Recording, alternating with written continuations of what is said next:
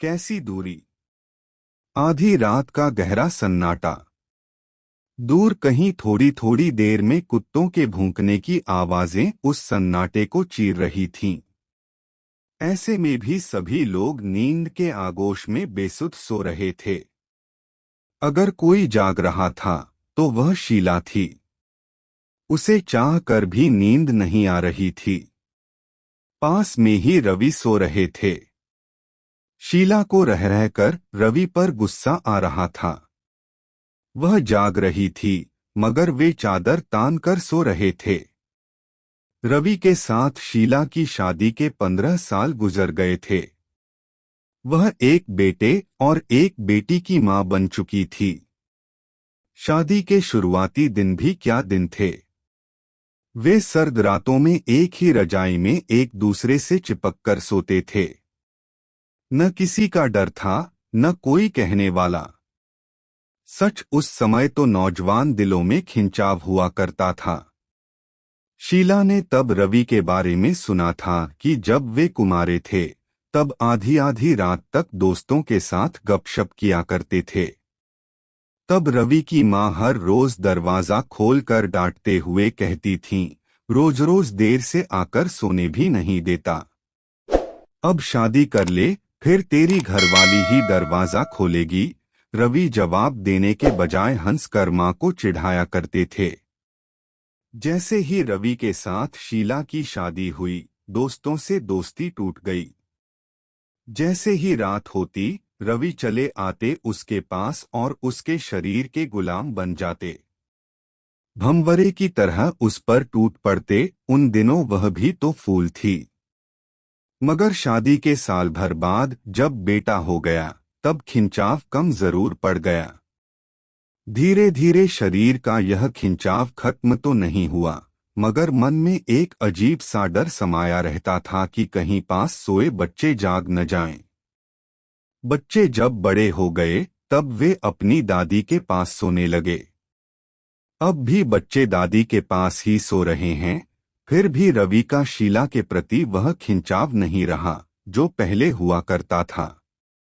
माना कि रवि उम्र के ढलते पायदान पर है लेकिन आदमी की उम्र जब 40 साल की हो जाती है तो वह बूढ़ा तो नहीं कहलाता है। बिस्तर पर पड़े पड़े शीला सोच रही थी, इस रात में हम दोनों के बीच में कोई भी तो नहीं है, फिर भी इनकी तरफ से हलचल क्यों नहीं होती है।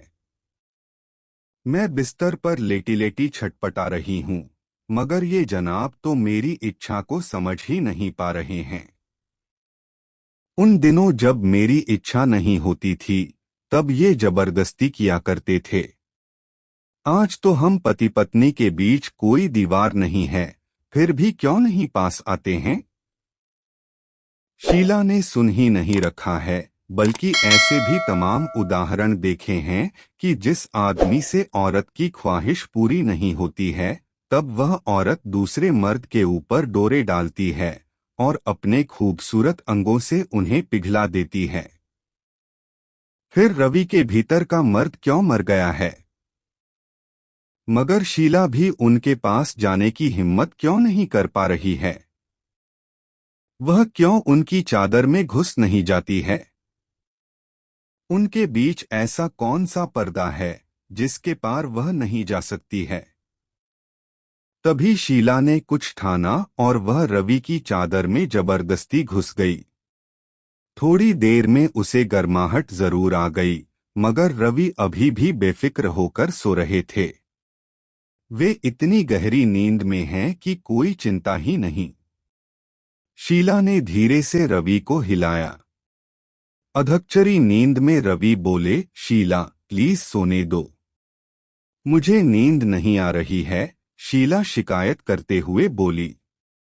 मुझे तो सोने दो, तुम सोने की कोशिश करो, नींद आ जाएगी तुम्हें, रवि नींद में ही बड़बड़ाते हुए बोले और करवट बदलकर फिर सो गए। शीला ने उन्हें जगाने की कोशिश की मगर वे नहीं जागे। फिर शीला गुस्से में अपनी चादर में आकर लेट गई मगर नींद उसकी आंखों से कोसों दूर जा चुकी थी। सुबह जब सूरज ऊपर चढ़ चुका था तब तक शीला सोकर नहीं उठी थी। उसकी सांस भी घबरा गई। सबसे ज्यादा घबराए रवि। माँ रवि के पास आकर बोली, देख रवि, बहू अभी तक सोकर नहीं उठी। कहीं उसकी तबीयत तो खराब नहीं हो गई। रवि बेडरूम की तरफ लपके।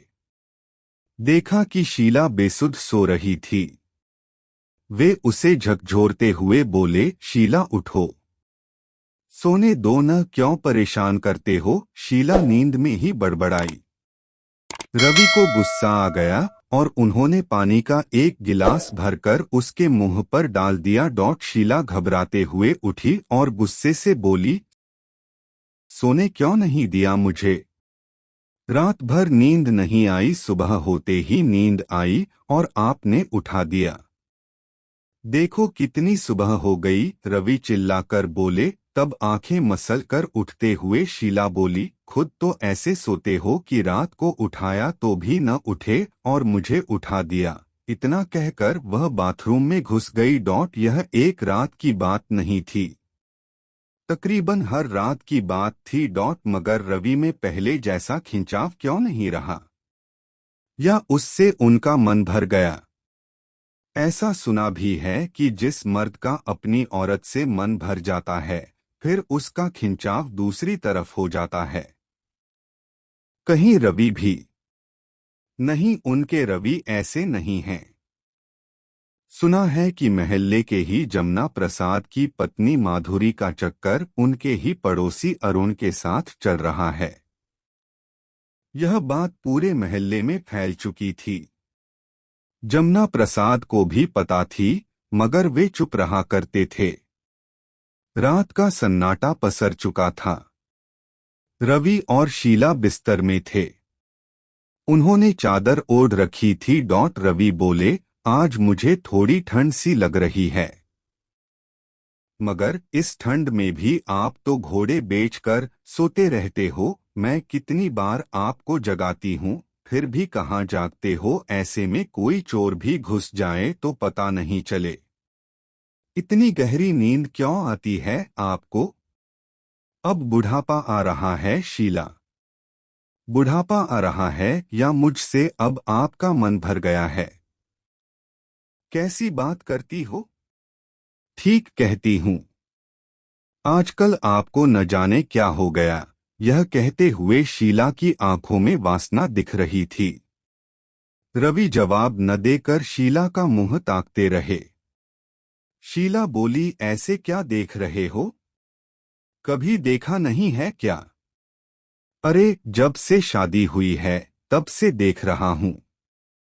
मगर आज मेरी शीला कुछ अलग ही दिख रही है। शरारत करते हुए रवि बोले, कैसी दिख रही हूँ? मैं तो वैसी ही हूँ जैसी तुम ब्याह कर लाए थे। कहकर शीला ने ब्लाउज के बटन खोल दिए। हाँ, आप अब वैसे नहीं रहे जैसे पहले थे। क्यों भला, मुझ में बदलाव कैसे आ गया? अचरज से रवि बोले। मेरा इशारा अब भी नहीं समझ रहे हो? कहीं ऐसा न हो कि मैं भी जमुना प्रसाद की पत्नी माधुरी बन जाऊं। अरे शीला, जमुना प्रसाद तो ढीले हैं, मगर मैं नहीं हूँ। कहकर रवि ने शीला को अपनी बाहों में भरकर उसके कई चुंबन ले लिए।